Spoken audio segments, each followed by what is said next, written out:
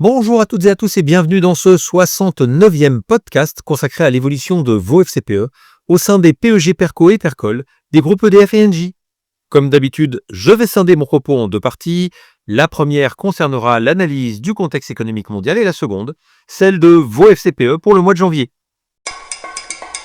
Soit dit en passant, écoutez l'analyse de la CFE Énergie sur l'actualité des industries électriques et gazières, sans bobard ni blabla. Le mois de janvier annonce une année très tendue avec un retour brutal du doute.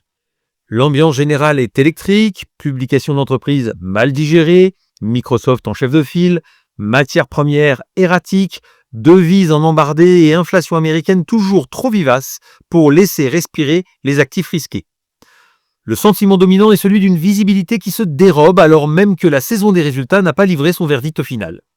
La réserve fédérale américaine, la fameuse Fed, a maintenu ses taux inchangés, mais l'onde de choc est venue d'ailleurs. Donald Trump a officialisé la nomination de Kevin Warsh pour succéder à Jerome Powell à la tête de la Banque centrale américaine. Le marché a immédiatement tenté d'en tirer une lecture pro-business, le dollar s'est raffermi tandis que les taux longs se sont légèrement détendus sans inverser la tendance de fond, le 10 ans américain restant solidement au-dessus des 4,2%. Mais la volatilité n'a pas été seulement monétaire. Les métaux précieux ont offert un spectacle quasi caricatural. L'argent, après une hausse frénétique, a décroché de plus de 31% en une seule séance, alors que les cours du brut affichent une volatilité élevée, ballottée au gré des tensions diplomatiques au Moyen-Orient. L'attention des investisseurs se focalise sur les négociations entre les États-Unis et l'Iran. Tout échec des pourparlers risque de réactiver immédiatement la prime de risque géopolitique et de relancer la hausse des prix du pétrole.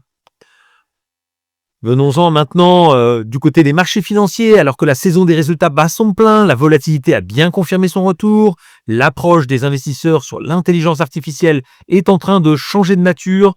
Elle est marquée d'un côté par le recul de la complaisance, mais de l'autre par un renforcement des interrogations sur l'ampleur de son pouvoir de bouleversement économique. L'année 2026 commence donc de façon très contrastée, avec de fortes variations au sein des indices qui terminent pour la plupart en hausse.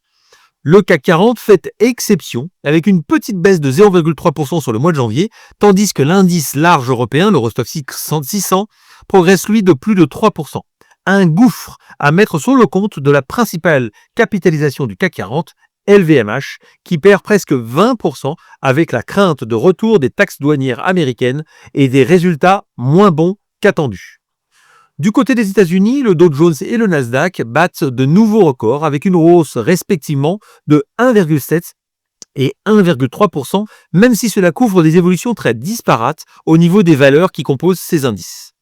Pour finir, l'indice mondial, le MSCI World, progresse de plus de 2%. De son côté, l'euro continue de progresser face au dollar avec un nouveau gain de 0,88%, ce qui pèse sur les FCPE qui contiennent des valeurs nord-américaines.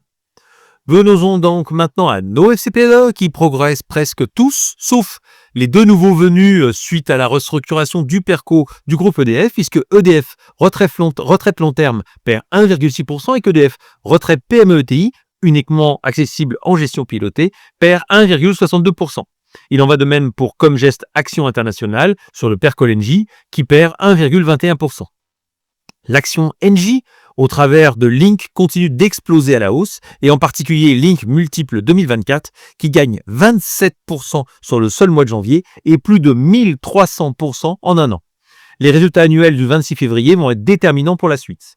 Sur les valeurs plus traditionnelles, relevons le très beau parcours du FCPE EDF Ambition Plaque Durable qui gagne plus de 3%.